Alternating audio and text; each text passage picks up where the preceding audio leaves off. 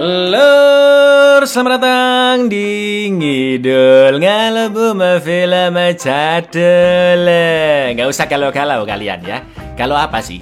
Pacar ngerepotin, tinggalin aja cari baru. Galau pekerjaan, galau uang, mulai usaha kecil-kecilan kan bisa lur. Galau hiburan, nonton dong album film. Nice. Balik mana ambil siapa lagi kalau bukan Cak Icang dengan quotes hari ini. Kerja adalah ibadah, lembur adalah takdir. Kali ini kita akan mengidul film yang wah bagus banget lur, apalagi di ending filmnya bergenre kriminal drama. Film ini berjudul Brawl in Cell Block 99 tahun 2017, mengisahkan tentang kurir narkoboy yang tertangkap polisi karena ketololan rekan-rekannya dan akhirnya dia pun mendekam di penjara. Akan tetapi istrinya yang sedang hamil terancam dibunuh jika kurir itu tidak segera membunuh seorang napi yang berada di penjara dengan level keamanan tertinggi. Seperti apakah kebrutalan kurir satu ini? Langsung aja kita ke requestan pertanyaan terkutuk dari dulurku Zoil Karnen ya. Cak, apa benar kalau garam ditaburi ular rumah bakalan jauh? Sebuah pertanyaan yang sangat tolol memang ya. Yang benar adalah kalau rumah ditaburi ular, garam yang bakalan jauh lur, gitu dong. Monggo sekecakan. You better stop now.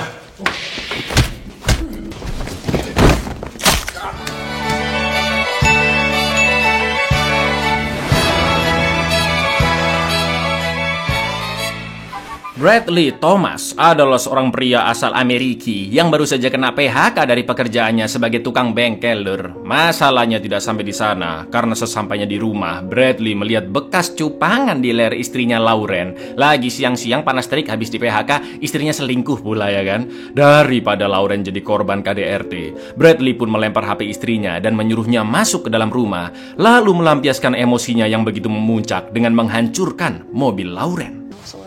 Got fired? You got fired? I've been seeing somebody. Get in the house.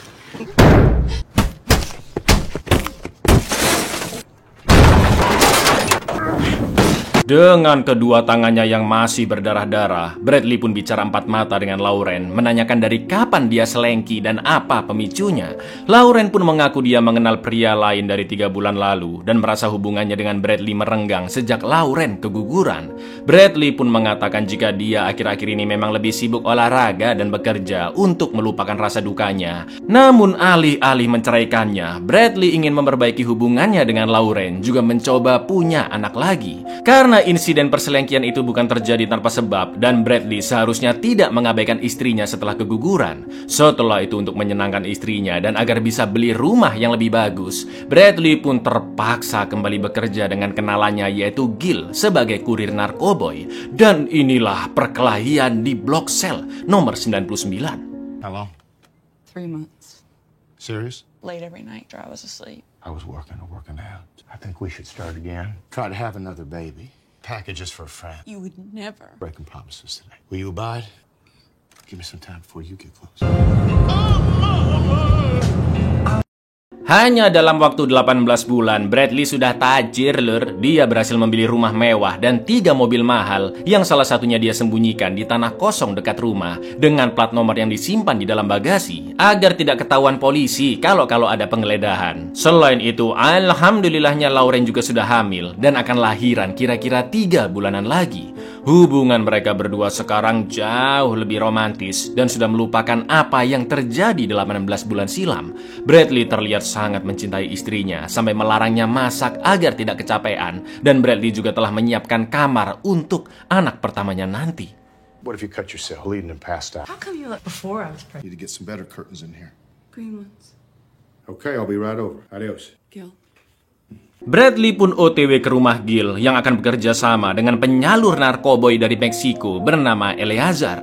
Namun Eleazar mengharuskan Bradley menjemput narkoboy itu bersama kedua kroconya yaitu Pedro dan juga Roman yang badannya sangat besar. Bradley pun menolak karena dia terbiasa nganter-nganter sendirian dan Roman kelihatannya adalah seorang pecandu. Tapi Eleazar mengatakan jika semua karyawannya bersih dari narkoboy termasuk Roman yang sudah tobat dari 2 tahun lalu. Setelah itu Gil berbicara secara privat dengan Bradley dan menyuruhnya untuk mengikuti permintaan Eleazar agar bisnis haram itu bisa terus berkembang. Yang akhirnya Bradley pun mau mengikuti cara Eleazar setelah Gil menjanjikannya cuti 3 bulan ketika bayinya lahir nanti. Tapi sebagai kurir profesional, Bradley tetap memegang kendali penuh selama perjalanan, sedangkan Roman dan Pedro harus mengikuti perintah Bradley untuk membuang paket narkoboy jika terjebak di situasi darurat. He looks like he's using. Roman's been clean for 2 years. I need you to protect our interests. I'll give you 2 months off when your little baby's born. 3. Done. Come in. Roman, look at me. I say dump the package, what do you do? Dump. Ketika misi penjemputan dimulai, Bradley memaksa Roman membuang senjatanya agar dia tidak asal tembak jika tiba-tiba terjadi insiden. Dan selama 18 bulan bekerja menjadi kurir, misi Bradley selalu aman karena dia menjalankannya dengan bersih, tidak pernah ketahuan dan tidak pernah ada yang terluka. Setelah itu mereka pun naik kapal ke tengah danau dan Pedro menyelam untuk memotong rantai di mana terdapat seonggok peti besar berisi 3 tas narkoboy. Semuanya berjalan lancar-lancar aja sampai kapal berlabuh lagi, Lur. Namun Bradley yang mendengar suara polisi langsung membuang tas narkoboynya ke danau dan nanti akan diambil lagi jika keadaan sudah lebih aman. Akan tetapi Roman dan Pedro tidak menuruti perintah Bradley, bahkan Roman sempat memukulnya. Dan bener aja, Lur, tak lama kemudian polisi pun menghadang mereka. Yang tololnya 2 kerucu itu malah nembakin polisi. Sebenarnya Bradley bisa saja kabur dari sana, namun karena dia mendengar polisi yang berteriak meminta bantuan, Bradley pun memutuskan untuk membantu polisi dengan cara berpura-pura menjadi warga sipil. Dan akhirnya dia pun menembak Pedro. Karena Roman berusaha menembaknya, Bradley pun sempat kabur ke air. Dan ketika ada kesempatan, Bradley langsung menghantam Roman hingga pingsan. Namun sayangnya dia tetap ditangkap polisi. Blanco, delete.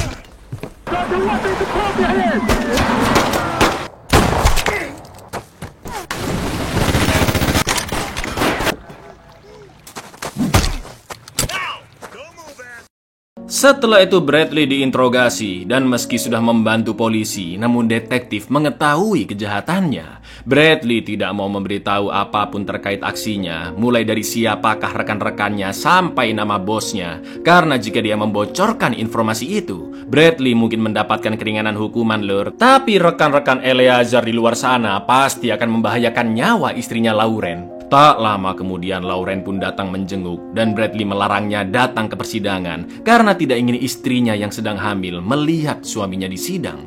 Bradley mengatakan jika dia akan dipenjara mungkin selama 4-5 tahun. Bahkan Bradley juga tidak memperbolehkan Lauren menemuinya selama di penjara karena Bradley tidak mau anak mereka melihat ayahnya pertama kali sebagai tahanan di penjara. Bradley akan memberitahu apa yang telah menimpanya jika nanti anak mereka sudah cukup besar demi kebaikan perkembangan mentalnya. Rencananya sudah sangat matang ya kan, Lur? Dan Lauren hanya bisa menahan tangisnya. Sebelum mereka berpisah, Lauren berjanji akan menunggu Bradley sampai kapanpun dan tidak akan mengulangi kesalahannya lagi, yaitu berselingkuh. Lalu saat di persidangan, sayangnya Bradley dijatuhi hukuman selama 7 tahun di penjara Franklin R. James dengan keamanan level medium. With you, Larry, I'm not going to give you any sentence is going to be. I don't want you at the hearing. First time for her to see me, to be. Will come up something to There, I want to be. for you and the koala. Go through that experience. Bradley Darrell Time was 7 years detention center. Sesampainya di penjara Franklin, Bradley pun didata dan diharuskan menitipkan semua barang-barang yang dia bawa, seperti kunci, dompet, dan cincin kawinnya. Dengan terpaksa Bradley harus memberikan cincin kawinnya, dan saking emosinya dia pun menutup laci dengan dibanting. Petugas penjara yang tidak suka dengan sikap Bradley pun menyuruhnya mengambil barang-barangnya kembali dan ngantri ulang dari paling belakang. Setelah fisiknya dicek dan ganti baju setelan penjara, Bradley bertemu napi tua bernama Lefty yang sudah 28 tahun Lur berada di sana, dan dia ditugaskan untuk menjelaskan semua hal di penjara ke Bradley, seperti kegiatan produktif yang bisa dipilih, mulai dari membuat meja, jahit celana, jahit sempak motif Power Ranger, sampai merakit mesin minuman. Mereka pun ngobrol-ngobrol soal kasus masing-masing, seperti Bradley yang ditangkap karena jualan narkoboy, sedangkan Lefty melakukan perampokan dan membunuh 2 orang. Lalu sesampainya di kompleks sel Bradley, dia pun bertemu sipir penjaga yang menjelaskan peraturan di sana. Setelah Bradley diantar sampai ke selnya, Lefty pun memberikan cemilan momogi karena Bradley tidak mau ikut makan malam pertamanya. Sorry, I didn't mean. And take your plate. H and Crystal, some Coke. I murdered 2 men. You ever hurt somebody? Pester him some other time. Lots of guys get dead 2 or 3 in the morning. Thanks. Meski penjaranya terlihat bersih dan sangat nyaman, tapi Bradley bisa mendapat tekanan dari sesama napi karena terkadang bel tiba-tiba berbunyi dan para tahanan dipanggil keluar sel secara mendadak untuk diabsen oleh sipir. Jika ada orang yang masih tidur, maka para napi harus menunggu sampai semuanya lengkap, dan pastinya jika keseringan telat akan dimusuhin napi lain, ya kan? Mana di bel pertamanya Bradley sempat ketiduran pula. Setelah itu Bradley pun merenungkan nasibnya yang harus mendekam di penjara selama 7 tahun tanpa istri dan anaknya. Thought, Mr. Thomas. The whole floor is out here in the middle of the night. Sementara itu di rumah Bradley, di tengah sunyinya malam, tiba-tiba ada seseorang yang masuk ke rumah. Sontak Lauren pun terbangun mengunci pintu kamarnya dan bersiap menodongkan pistol. Tapi tiba-tiba kaca jendela pecah dan Lauren pun refleks menembak beberapa kali secara random. Namun sayangnya Lauren tertembak 2 peluru bius dan akhirnya pingsan.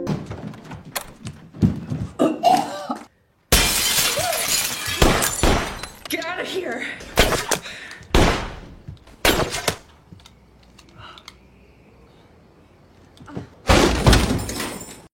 Di hari tahanannya yang ke-8, Bradley sudah lebih baik merespon bunyi bel penjara dan tidak telat lagi. Setelah itu Bradley mendapat info jika dia akan dijenguk oleh dokter kandungan Lauren yang ingin membahas perihal yang sangat penting.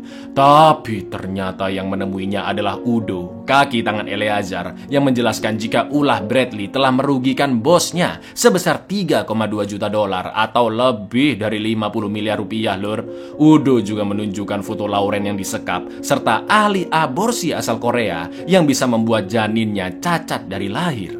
Udo pun menjelaskan bahwa satu-satunya hal yang harus dilakukan Bradley agar istrinya tetap aman adalah membunuh seorang tahanan seumur hidup bernama Christopher Bridge di penjara dengan keamanan level maksimum yaitu Red Leaf, tepatnya di blok sel nomor 99. Dan mau nggak mau Bradley harus membuat kekacauan agar bisa dipindahkan ke sana. There is a prisoner. He is serving a detention center. Wants it to do. If a package for your unborn child, maximum security, that you have to be transferred. Who's this guy? Christopher Bridge, 99. Gak pakai nanti-nanti, Bradley langsung menantang sipir di lantainya berkelahi 1 lawan 1. Mike pun sempat dihantam beberapa kali, namun itu tidak berpengaruh baginya dan sipir itu hanyalah butiran debu, lur. Dengan mudahnya Mike mematahkan lengan sipir tersebut. Udah mulai brutal, ya kan? Bradley pun langsung dipindah ke penjara di bawah dengan tempat yang jauh lebih mengerikan. Akan tetapi Bradley kembali menyerang 3 sipir lain yang sedang mengantarnya. Not right now. You better stop now.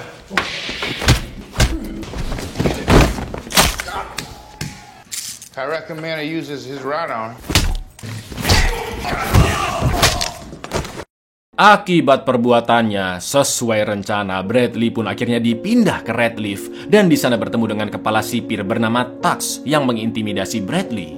Tux mengatakan bahwa penjara Red Leaf memiliki tingkat keamanan maksimum dan jika Bradley berani melawan sipir, maka kemungkinannya untuk bebas semakin dipersulit.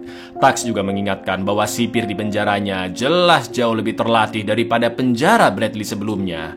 Barang-barang pribadi Bradley pun termasuk cincin kawinnya dijatuhkan begitu saja di tanah dan Bradley akan ditempatkan di sel nomor 56. Lalu setelah diantar ke selnya, salah satu sipir mengatakan jika Bradley bersikap baik selama 2 minggu, maka dia bisa dipindah ke sel yang lebih manusiawi, lur. Karena kenapa? Karena sekarang sel yang ditempati Bradley sangat kotor, naudzubillah. WC-nya mampet dan tokai-tokai napi sebelumnya masih berceceran dong. The Red Leaf detention is maximum security. If you make trouble, your minimum free gets smaller. Dump that out. Aren't like those faggots over there at the fridge. How about my things? My ring? I'll look for them tomorrow. Saking muambunya, Bradley bolak-balik hampir muntah dan tidur sambil menutupi hidungnya dengan kaos dalam, juga enggan menyantap makanannya di dalam sana. Setelah itu Bradley mendapat waktu keluar ke lapangan selama 60 menit. Peraturannya jika Bradley bersikap baik, maka waktu bersantainya akan ditambahkan. Namun jika dia membuat masalah, Bradley akan dikembalikan ke selnya dan tidak boleh keluar selama 24 jam bareng napi itu. Lalu Bradley pun menanyakan siapakah Christopher Bridge ke salah satu napi di sana. Yang anehnya dia tidak pernah mendengar nama tersebut. Gak pakai lama, Bradley langsung menantang napi-napi lain yang lebih berbahaya dan berkuasa di sana agar bisa bertemu napi dari sel yang benar-benar terasingkan dari dunia luar, yaitu para napi di blok sel 99 tempat Christopher Bridge berada. Bradley yang hanya seorang diri pun mampu menumbangkan 4 napi sekaligus, juga 2 orang sipir. Sangat brutal.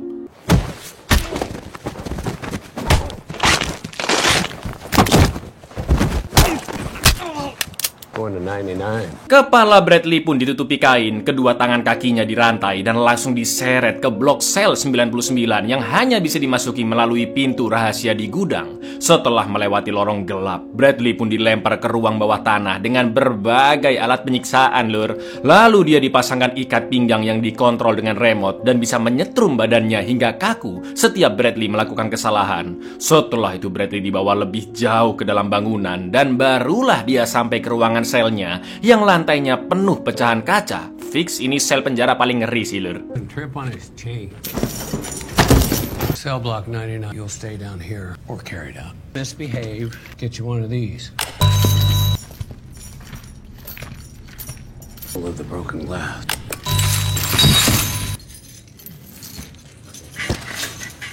Scene pun beralih pada Lauren yang masih disekap dan ahli aborsi sudah datang untuk mulai memeriksa kondisi Lauren. Sementara di penjara, Bradley bertanya ke napi di seberang selnya tentang Christopher Bridge, namun dia juga tidak mengenalnya. Lalu Bradley pun dibawa sipir keluar sel dan dipersilakan berjalan ke suatu ruangan karena ada beberapa tahanan yang ingin bertemu dengan Bradley, yang ternyata, lur, a few inmates requested. I know you like to socialize.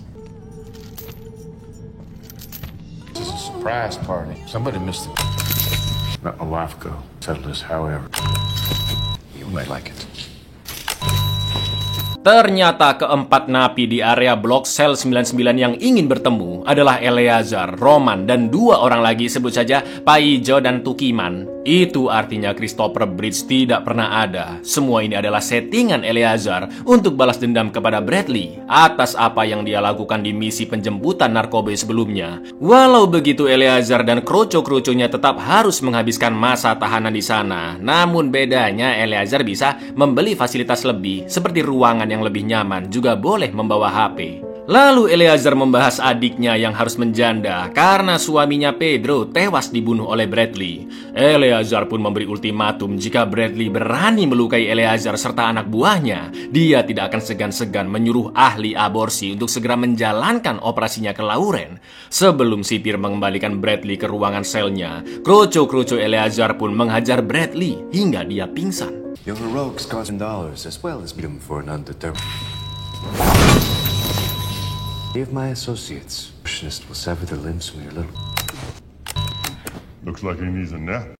Belum lama tertidur, Bradley kembali dibangunkan dengan setruman untuk makan malam. Sambil makan, Bradley pun ngobrol ngalor ngidul dengan napi di sel seberangnya yang sudah 8 tahun di sana. Bahkan dia sudah tidak punya siapa-siapa lagi yang menjenguknya. Sementara itu, diam-diam Bradley mengganjal ikat pinggang listriknya dengan sol sepatu agar mengurangi dampak setruman. Tak lama kemudian 2 sipir pun datang untuk membawa Bradley ke tempat Eleazar. Namun jelas Bradley yang sudah tidak terpengaruh dengan setruman pun langsung menyerang kedua sipir tersebut, lur. 1 sipir terbunuh dan satunya lagi karena merasa takut akhirnya memberikan kunci rantainya ke Bradley. You will be choked out cold by the time you get dead. Give me the keys. You can't get out of Redleaf. Setelah melepaskan rantai di tangan dan kakinya, juga memberikan ikat pinggang setrum ke napi di sel seberangnya, Bradley pun langsung menemui Eleazar and the gang dan menghadapi Tukiman terlebih dahulu.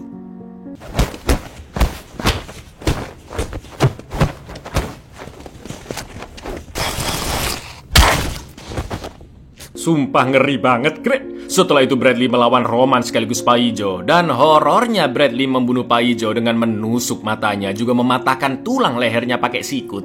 Begitu pula dengan Roman yang berhasil dihancurkan rahangnya hingga dia tewas.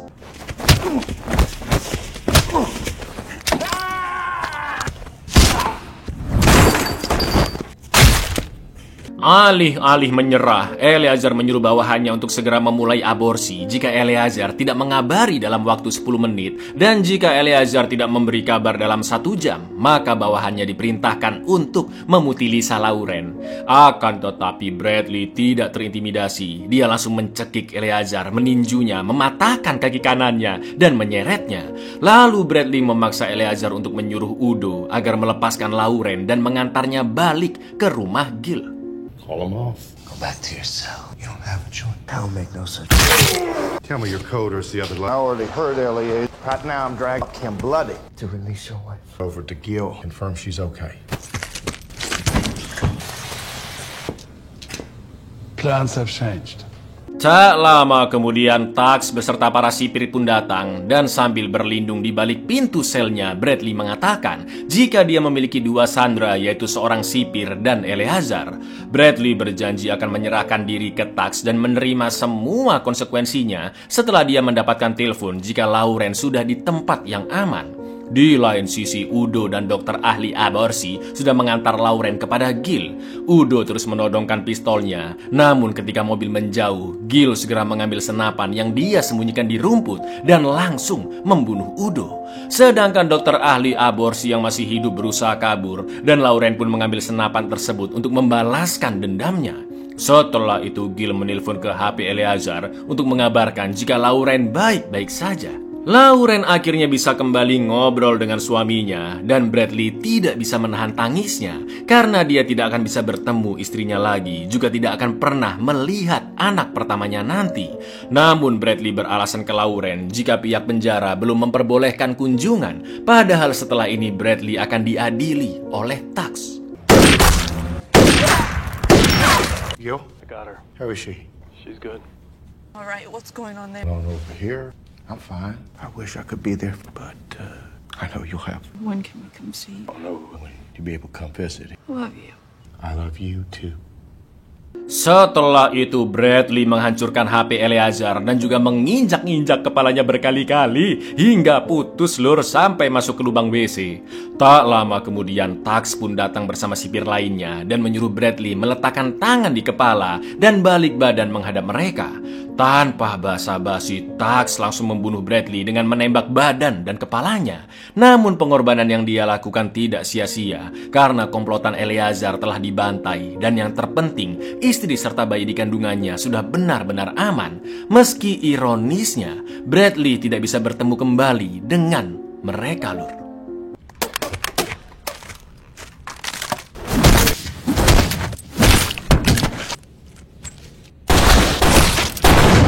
Buyar, film ini temponya memang lambat ya kan, tapi makin ke akhir makin brutal dan miris lur. Jadi pesan moralnya apa? Jangan jualan narkoboy, mending jualan pulsa gitu lur, atau jualan apalah yang halal pokoknya. Assalamualaikum.